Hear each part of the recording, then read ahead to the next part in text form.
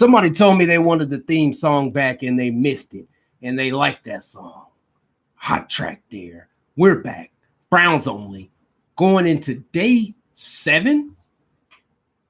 Carried it. Yes, day 7 of training camp. We've had the pads. We're going into the 3rd day of pads. Shador coming off a great day in training camp for the Browns because this is Browns only. This is your host, Rudy. You know, I'll break it down for you like nobody else can, but I'm going to give you the news from what's going on around the league today, which is August 5th.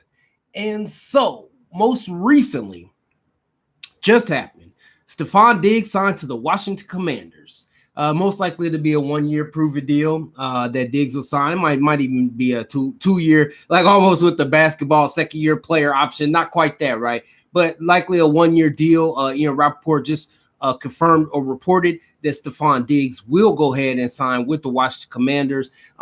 There's all kind of little references in the show or tie-ins. Stephon Diggs was at some point on the Browns' radar. I had mentioned in the show that maybe the Browns should pursue him. He has some off-field, things going on. And so I said maybe we shouldn't pursue him. And then also, there was Brandon Ayuk, for example, who was rumored to be interested in Washington himself, even more so than them and him. So in any event, now it ends up with Stephon Diggs with fitting into this tale of Stephon Diggs finding a home, hopefully for the season with Washington to team up with Terry McLaurin. That'll be a nice couple of receivers for hopefully a healthy James Daniels to throw to in Washington. But then you say, oh, whoa, hold on, wait, Rudy, I thought this was Browns only. I need some Browns news. What's going on with the Cleveland Browns? And what I can tell you, though, is the Browns did go ahead and sign defensive tackle Keziah Izzard. That's a defensive tackle that they just signed recently. So yesterday, actually. And then they waived in a corresponding move, wide receiver Aaron Anderson, with the injury designation of an injury that happened, like on the field, basically. And also the Browns signed corner, former Seahawk corner Tyler Hall. So to add to the corner room depth, right, which we've talked about, is maybe a slight issue for the Browns at the very least, right? As they go into the offseason, they look to solidify. And we've talked about the corner position enough for the Browns and why it might become a position of need. But it really depends on, what fronts, or I should say secondary combinations that they choose to use more.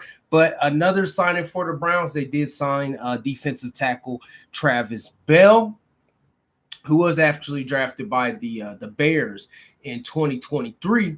And he's played in the UFL as well. But he did last play for Atlanta a couple years ago in that same year, 2023.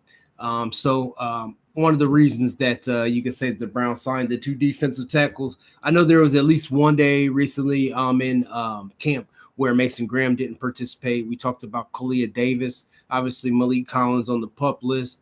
Again, Kalia Davis also left practice with injury one day. I'm not positive that he's come back yet. But a couple more moves from around the NFL as Zay Flowers did get extended with the Ravens. A big contract, 4 years, $140 million. So he got straight paid there. Bijan Robinson, the same thing, 3 years, extended $75 million. So a big extension there, especially for a running back. Running back money is hard to come by these days, especially like big contracts. So that's nice to see Bijan get paid there as he is, pretty much the best at the position at this point, right? The Bears also go ahead and extend their right tackle, Darnell Wright, to a 4-year, $116 million contract extension.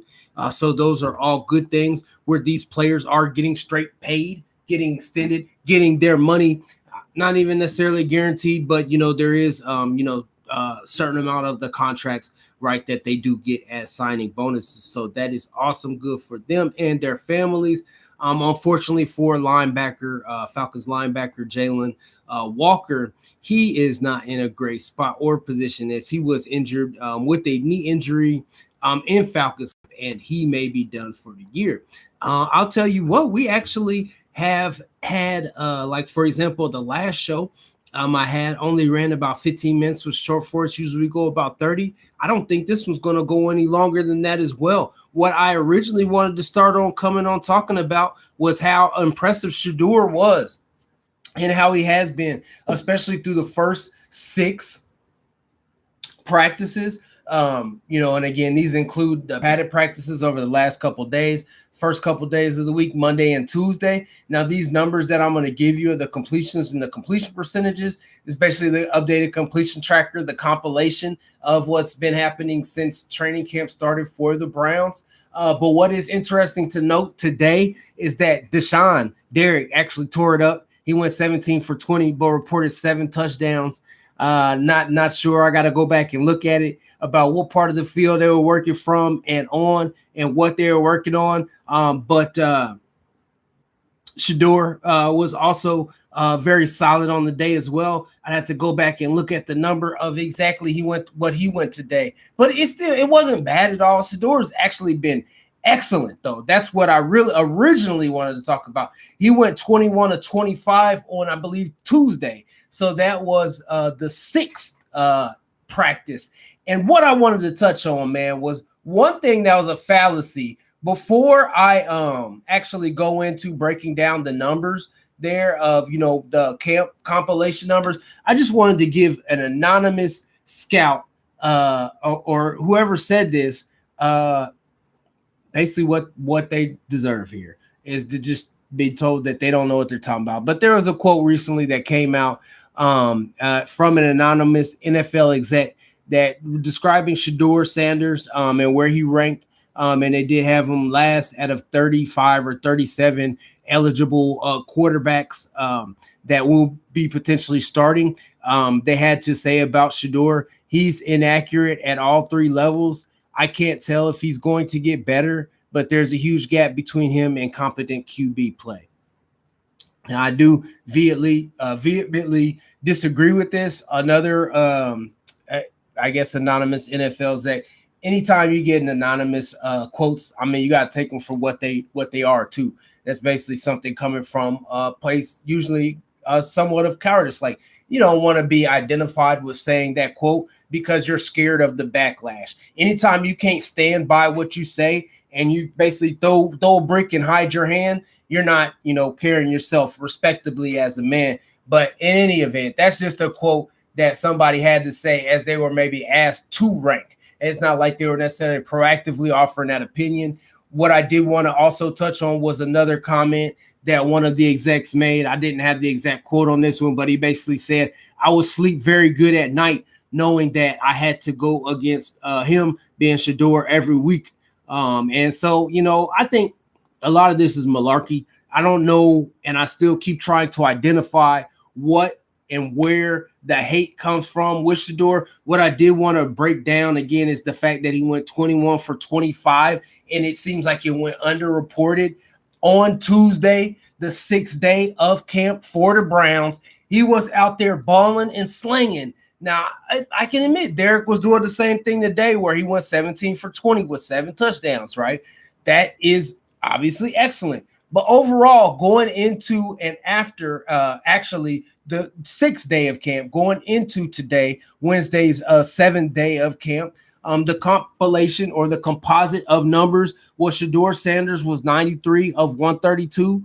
So 93 completions out of 132 attempts, 74.4% completion percentage, 6 touchdowns and 1 interception. Deshaun Derrick Watson was 76 for 126, 60.3% completion percentage, 3 touchdowns, 6 interceptions. Dylan Gabriel was 44 for 65, 67.6% completion percentage, 3 touchdowns, 4 picks. And I got to touch on the fact that a lot of people were pulling for Dylan. They said, "Oh, Dylan should still be in the competition." No, this is the competition trophy, participation trophy.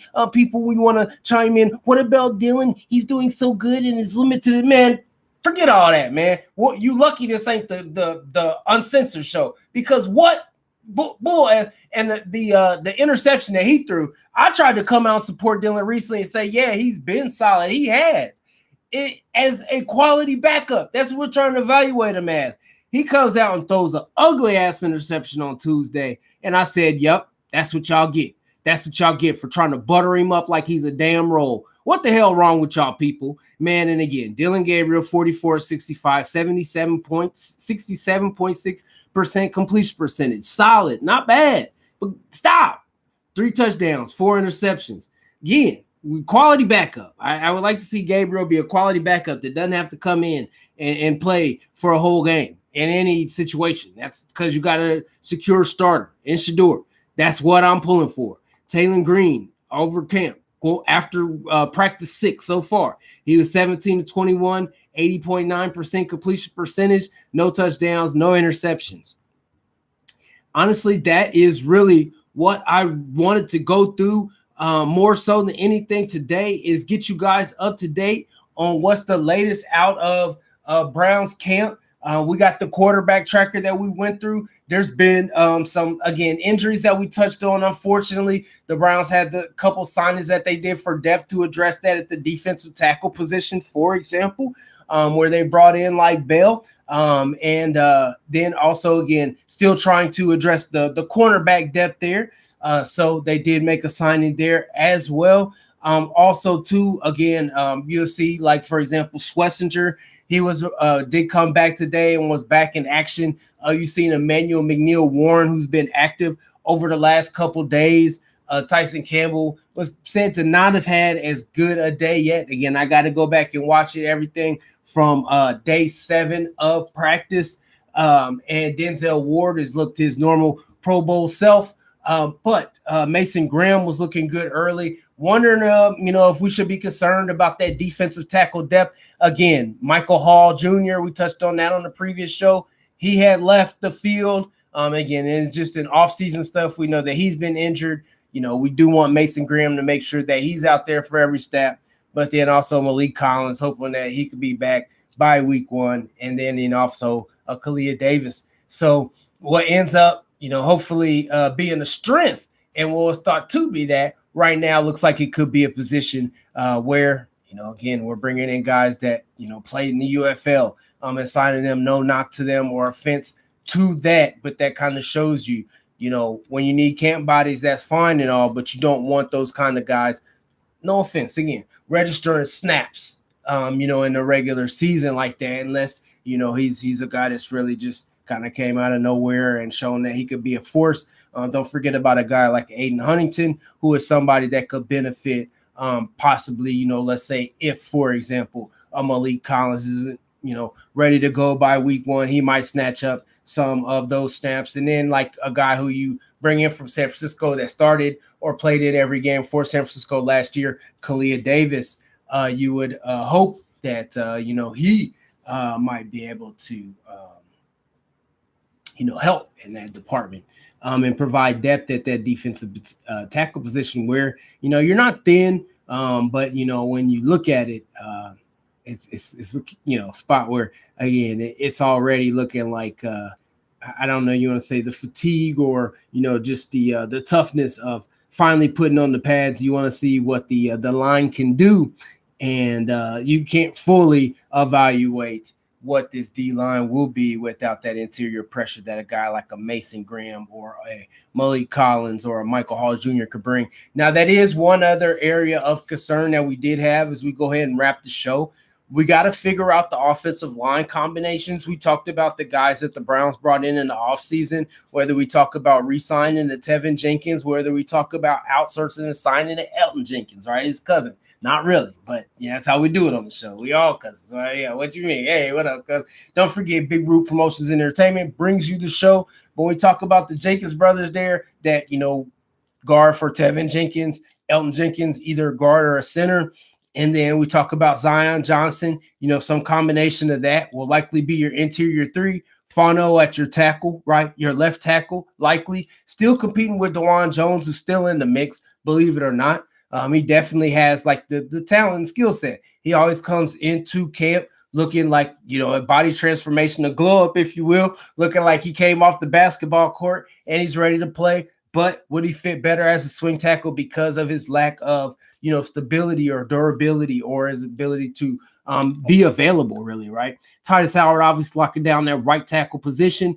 But as they try different combinations with guys like Parker Brailsford to see if he can, get snaps, register snaps, or whether it be a Wimpler or Zenter, seeing if any of those guys can hold down any of the interior positions, it will be interesting. But one thing's for sure, they will be have to the Browns will have to provide the proper protection, not only in the pass game, but also for Quinshon Judkins, who, of course, is looking very good coming off of injury. So when you talk about this Browns offense, we'll have plenty more time to talk about it, but it's really going to start with the cohesion and the ability to gel of that offensive line quickly. Now, one thing I didn't mention throughout this whole show is the preseason actually starts tomorrow, right?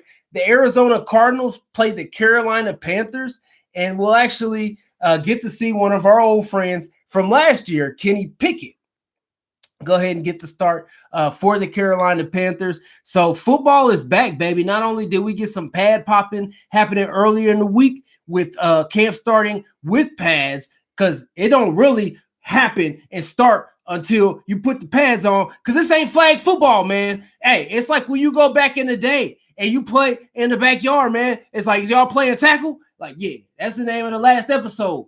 You want to play tackle? Because this ain't flag football no more, man. You getting popped. So it's been good to see, guys, and Browns camp in particular, like Casey Concepcion, right?